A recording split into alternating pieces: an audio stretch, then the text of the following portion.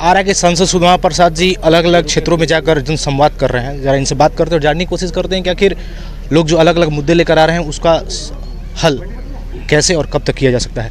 Sir, आप अलग अलग जगहों पर जन संवाद करने के लिए निकले हैं। बहुत सारे लोग प्रधानमंत्री आवास में गड़बड़ी को लेकर आपसे शिकायत कर रहे हैं, इस पर क्या कहिएगा? देखिए, हम लोग तो लड़ने भिड़ने वाले लोग हैं और आंदोलन के लोग हैं और उसी के ज़रिए यहाँ तक पहुँचे हैं। तो जो भी समस्याएं हैं वो बड़े पैमाने की समस्याएं, हर घर में दुख का पहाड़ है, समस्या का अंबार है हर गांव में। सिंचाई की समस्या हो, आवागमन की समस्या हो, पानी निकासी की समस्या हो, कहा जाए कि नारकीय स्थिति है।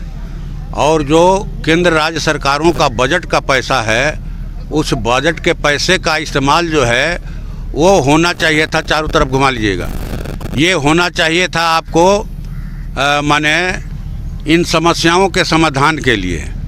लेकिन उन समस्याओं का समाधान नहीं हो रहा है, भयानक लूटपाट मचा है। डबल इंजन की सरकार चल रही है यहाँ। ये लोग बोल रहे हैं कि डबल इंजन की सरकार है, तो डबल इंजन की सरकार तो और ज़्यादा तेज़ चलना चाहिए और ज़्यादा कम समय में समस्याओं का समाधान होना चाहिए। लेकिन ये सरकार खूब धुआं छोड़ रही है, हॉर्न खूब बजा रही है, लेकिन समस्याएं जो हैं उनके निपटारे का कोई प्रयास नहीं है। भ्रष्टाचार का अड्डा बना हुआ है ब्लॉक। दाखिल खारिज का मामला हो, इंदिरा आवास का मामला हो, बुढ़िया पेंशन का मामला हो, राशन का मामला हो, हर मामला जो है इनके कहा जाए कि सूची से बाहर है। तो हमारा प्रयास है कि जो बजट का पैसा है वो बजट का पैसा दिया जाए इन समस्याओं के समाधान के लिए। माननीय सांसदों का कहा जाए कि स्वैच्छिक निधि जो है 5 करोड़ है। हम लोग विधायक थे, 2 बार विधायक भी रहे, तो 4 करोड़ साल में मिलता था। तो उस हिसाब से तो 7 विधानसभा है, 28 करोड़ मिलना चाहिए था, लेकिन है 5 करोड़। तो हम लोग इसके ज़रिए भी, लेकिन ज़्यादा कहिए कि प्रशासन के ज़रिए कि विभिन्न विभागों का जो मामला है हमारे पास आया है उसको टाइप करवा करके हम लोग दे रहे हैं। अभी 7 दिसंबर को दिशा की बैठक हुई थी, उसमें भी हम लोगों ने दिया डीएम साहब को, डीडीसी को, कि आप इनका हल कीजिए। अभी 10 दिन पहले फिर डीएम साहब के साथ हम बैठे थे कि क्या हुआ जिन समस्याओं को हमने दिया था। अभी जैसे पिछले दिनों बिहार के हर प्रखंड मुख्यालय पर हक दो वादा निभाओ प्रदर्शन हुआ कि सरकार ने, महागठबंधन की ही सरकार ने घोषणा किया था, जिस सरकार ने जातीय गणना करवाया बिहार में, माने कहा जाए कि 17 महीने पे 5 लाख नौजवानों को काम दिया, रोजगार दिया, उसी सरकार की देन थी कि हम 94 लाख बिहार के गरीबों को 2-2 लाख रुपया देंगे। की सरकार गिरते ही इन लोगों ने रंग बदल दिया। एनडीए की सरकार बनी और रंग बदल दिया। तमाम अंचलाधिकारियों को ये निर्देश जारी हुआ कि 72,000 से ऊपर का आय प्रमाण पत्र बनाना है। जिसकी आमदनी जो है 6,000 रुपया मासिक है, उसी को इस योजना का लाभ मिलेगा। तो प्रदर्शन खूब हुआ। इस ज़िले में ही करीब 2 लाख आवेदन जमा किए गए, ये 2 लाख रुपया के लिए। या जो भूमिहीन गरीब लोग बसे हैं आहर पोखर के ज़मीन पर, चांट में बसे हैं, हाँ, किसी कोई दादा बाबू गांव में ले आकर के बसाया कि चलो हमारा रोपनी करना, तुम हमारा दाढ़ी बनाना, तुम हमारा हाल फल ठीक करना, लेकिन ज़मीन का रजिस्ट्री नहीं किया। अब उन तमाम जगहों से वैसे लोगों को कोर्ट का सहारा लेकर विस्थापित करने का, हटाने का प्रयास चल रहा है। तो हम लोगों ने कहा कि वैसे लोगों को आप पर्चा दीजिए। सुप्रीम कोर्ट का भी ये आदेश है कि आप बसाने के पहले नहीं उजाड़ सकते हैं, खास करके जिस ज़मीन पर कोई 12 साल से ज़्यादा समय से रह रहा है। तो पहले आप ज़मीन दीजिए और पक्का मकान दीजिए, इसके बाद लोग हटेंगे।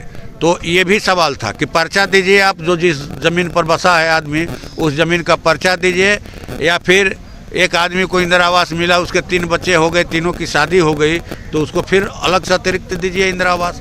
तो इन सवालों को लेकर के जो प्रदर्शन हुए 2-2 बार, उसमें 2 लाख आवेदन जमा हुआ। लेकिन यहाँ भोजपुर जिला की मीटिंग में हमने 7 दिसंबर को पूछा कि ये बताइए कि आपने उस योजना का लाभ कितने लोगों को दिया, तो मात्र 734 लोगों को, 734, वो भी पहला किस्त मिला है 50,000 का। तो आवेदन 2 लाख और जो है मैंने मिला 734 लोगों को।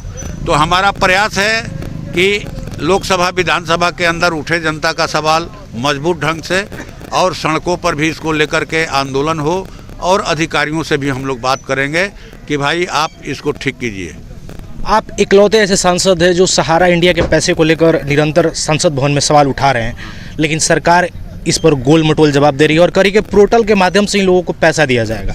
ये पैसा नहीं लौटाना चाहते थे, लेकिन ये तो मामला अब आ गया सतह पर। ये लोग समझते थे कि गांव का देवराड़ का आदमी जाएगा लड़ने के लिए, सीपुर का आदमी जाएगा, संदेश का आदमी जाएगा, लेकिन हम लोगों के जाने के बाद पूरे देश के 13 करोड़ निवेशकों में ये माने आशा जगी है कि पैसा हमारा मिलेगा। हम लोगों ने 4 बार उठाया ये सवाल, 4 बार उठाया लोकसभा के अंदर कि पोर्टल क्या है। वित्त मंत्री जी कह रही हैं कि हम तो पैसा देना चाहते हैं, लोग पैसा लेने के लिए नहीं आ रहे हैं, कि पोर्टल के माध्यम से हम दे रहे हैं, कागज़ लाओ पैसा ले जाओ। हमने कहा, चैलेंज किया कि माननीय वित्त मंत्री जी, गांव का गरीब आदमी पोर्टल के बारे में क्या जानता है? वो तो अपने एजेंट को जानता है कि हम इसको पैसा दिए हैं, इसके मार्फत जमा हुआ है। आप उस एजेंट के मार्फत पैसा दिलवाइए, ब्याज सहित दिलवाइए, और जिन एजेंटों या निवेशकों की मौत हुई है उनको 10 लाख का अतिरिक्त आपको मुआवजा देना होगा। अब पैसा इनके मुंह में हाथ डाल कर लेंगे हम लोग। अगर ये सहारा परिवार नहीं देगा तो सरकार दे। अभी हम लोग गए थे, कल हमारा जनसंवाद लगा था बीरमपुर में, वहाँ माने जो CSP क्या कहते हैं उसको, संचालक है बैंक का, ग्रामीण बैंक का, 2 करोड़ 80 लाख रुपया लेकर के भाग गया। 2 करोड़ 80 लाख, रो रहे थे लोग। एक लड़की बोली कि हमारी शादी टूट गई। तेलंगाना गए थे, वहाँ भी कई महिलाओं ने कहा, लड़कियों ने कहा कि शादी हो गई थी, हमारा तलाक हो गया, इसलिए कि पैसा जो मिलने वाला था, समय पूरा था, पैसा नहीं मिला, इसी आधार पर हम लोग शादी किए थे। ससुराल वाले माने थे, नहीं दिए तो लोगों ने तलाक दे दिया। एक लड़की ने बताया कि एक बच्चा हो गया है, एक बेटी हुई है, लेकिन उसको तलाक मिल गया, इसलिए कि जो तय किए थे लोग माने ससुराल वालों को देने के लिए नहीं दे पाए, इसलिए कि सहारा ने पैसा नहीं दिया।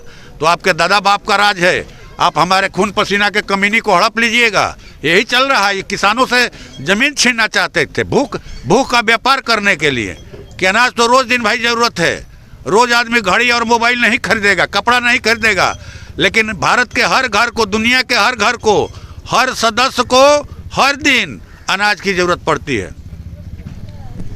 एक महागठबंधन में नीतीश कुमार को लेकर खींचतान चल रही है। लालू प्रसाद यादव जी ने कहा कि अगर नीतीश कुमार फिर से महागठबंधन का हिस्सा बनना चाहते हैं तो हम उनका स्वागत करेंगे।